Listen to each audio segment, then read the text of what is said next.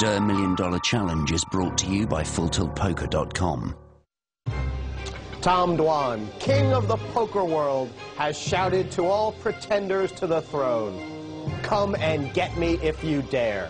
Welcome to the Les Ambassador Casino in London. This is the Full Tilt Poker Durrrr $1 Million Challenge. Brave Brit Sammy George has stood up and sat down. The riches so close he can grab them. But be careful, this crown has thorns.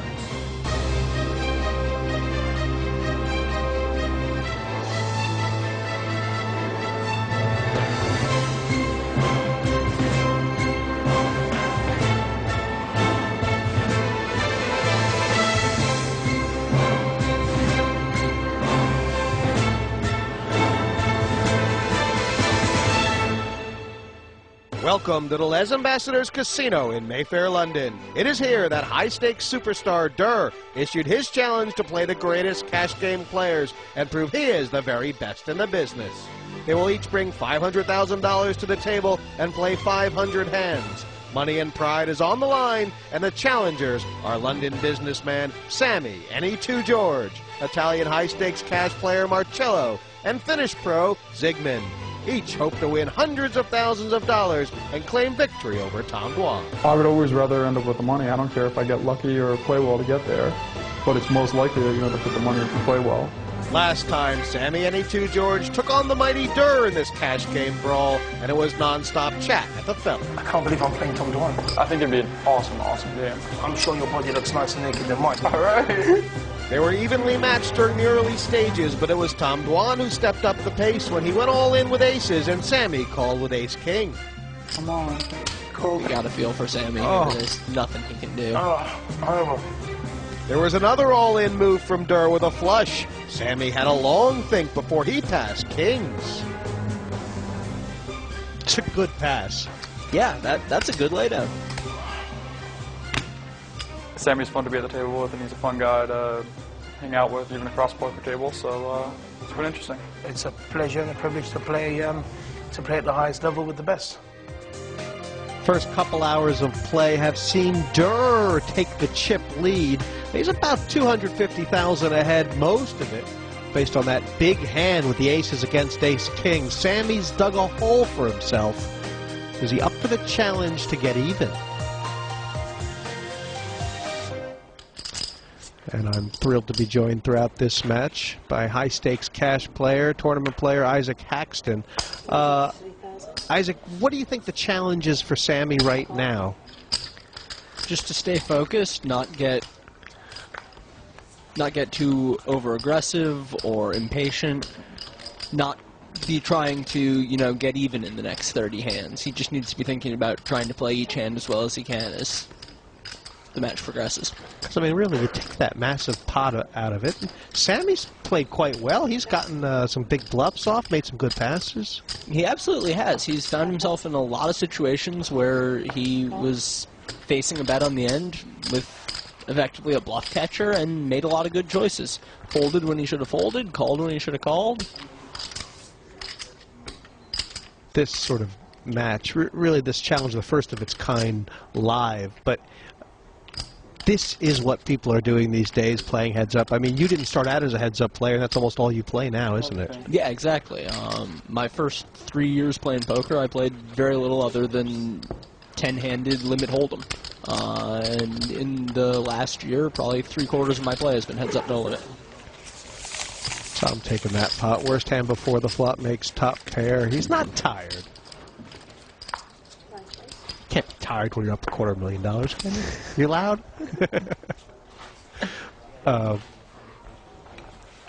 But it's sort of, have you come to realize or to decide that heads-up play is the most skillful form of the game? Do you think that's what is happening in the poker world now? I do think it's the most skillful variation of no limit anyhow, and also the most exciting. In 6 or 9-handed games, there's so much waiting for a strong hand, getting a strong hand that largely plays itself, and running it into somebody else's strong hand that largely plays itself. And in heads-up no limit, you really have to be contesting every pot. It's a lot faster paced and more exciting. 3-bet by Durrrr. Check the flop. Does this check have to do with the flop texture, just sort of a rhythm? I think that would be the main consideration, yeah. Almost never is Sammy going to have a hand that has no piece of that board, so Durrrr would have to be prepared to fire multiple barrels to bluff Sammy off of anything here, and he very likely might face a raise if he bets the flop. That 6 looks like a good card on the turn for Durrrr. Somewhat, though. He shouldn't be at all surprised to see that Sammy has flopped a pair of 6s and checked it back. And I mean, if you're Sammy here, is calling the move because it'll look like you're on a draw, or do you like raising? The board is so coordinated, it's so likely that he's up against Queen Jack or Jack 8 or something like that with a lot of outs, or some pair that's going to feel obligated to call a raise. Do you like overall raising then? Overall, I would prefer a raise here from Sammy, yeah. And a kind of a shutout raise, so you don't give anyone a price to catch up? Yeah, I wouldn't make it small enough that a draw could just call. I'd make it at least 50,000, maybe a bit more even. Guys, up to 52. Call. Beautiful. Yeah, he's done it perfect there. You just wonder, Durrrr quickly folding, if he's not even giving Sammy credit for being able to have a draw there, if you know what I mean. We've seen Tom over and over folding in spots where he can only beat a bluff. And it does not seem that he's giving Sammy a lot of credit for being able to make a big bluff. Back to their favorite topic of conversation, Nobu. Actually, I guess I didn't bet on shrimp. It's probably how Ivy feels every day. He offered me 50K. Is he on 50 now? Yeah. He'll go to 150. We'll go to 383. Really? I think so. That was my original number. I mean, I think if I didn't let him buy out, I still would win a lot of the time from him just... What, from him just... And owing me $1 million. But he won't bet, he won't buy out unless he's really, really... Dude, it messes with you. You like, can't miss a meal when you don't eat meat. I mean, it is healthier for you, but it doesn't go well with, you know, like the rest of your life. You know, I mean, like you can't play poker and stuff and not eat any meat whatsoever. He offers 300K. Yeah, but why did he make that bet with you, though? That's what I don't understand. He thought he could do it. He thought he had a $3 million he was making. In a year? Yeah. A year's a long time, dude. Yeah. I haven't heard about this proposition bet. Have you? No, I haven't. Like, it sounds like Ivy stands to make $1 million if he can last a year without eating meat. You know, he thought he was suckering me and making $3 million. And if I'm following this conversation, Ivy just offered to buy out for 50,000, and Tom is holding out for it to go higher. Right. So 40 days. I do it every year. Oh my God. Do Meat you and eat chicken? Huh? Do you eat chicken? What do you mean? Does chicken count as meat? What's it called? Chicken does not... Of course chicken. Are you serious? I don't know. I'm not sure. You mean chicken counts as meat? You mad? 22,000.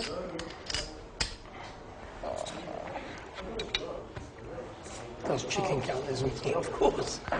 No chicken, no fish, no chicken, no fish, no... What do you eat? This is what these guys, they make these crazy prop bets. I mean, you're around them all the time, aren't you? Yeah, I've seen lots of ridiculous prop bets. For like Lent. Like in, you know, like when they do Easter. Heard stories of more ridiculous days, ones. Just something about Huckseed having to walk to Mexico from Las Vegas. And all kinds of crazy things. You eat more carbs. But, you know, these players, they look at the prop bet the same way they do with poker. They're the same way they analyze it. You know what I mean? Just like to keep you going, just to see. And, yeah, $1 million for not eating meat. Negrano could do it. You know. Well, we do it all the time for Lent, so it's okay. Sounds terrible. It's not really terrible. Are you allowed to eat eggs? Yeah, you can do eggs. You're allowed It's to quite do interesting because... You're allowed to do eggs. But like, Oh, sorry. Tom You're allowed to do doesn't eggs, usually but, like you to can't- talk when he's what's it playing called? You can't live. do, And it's sort of the idea right now, is he trying to distract Sammy, or is he just trying to keep it very friendly, or is it just, they just are friendly? Like my mom, she does it. I think it's mostly the latter of those. I think eggs, that no milk, this is just a generally sort of friendly situation no, that no dairy, absolutely out the diet. So it's just like they're here just, to have fun. What's it called? It's just pure vegetable, and that's it. Imagine that. My mum would do that easy for $1 million. You know what I hope? There is If a... I win, I hope the dollar goes down. If I lose, I hope the dollar goes.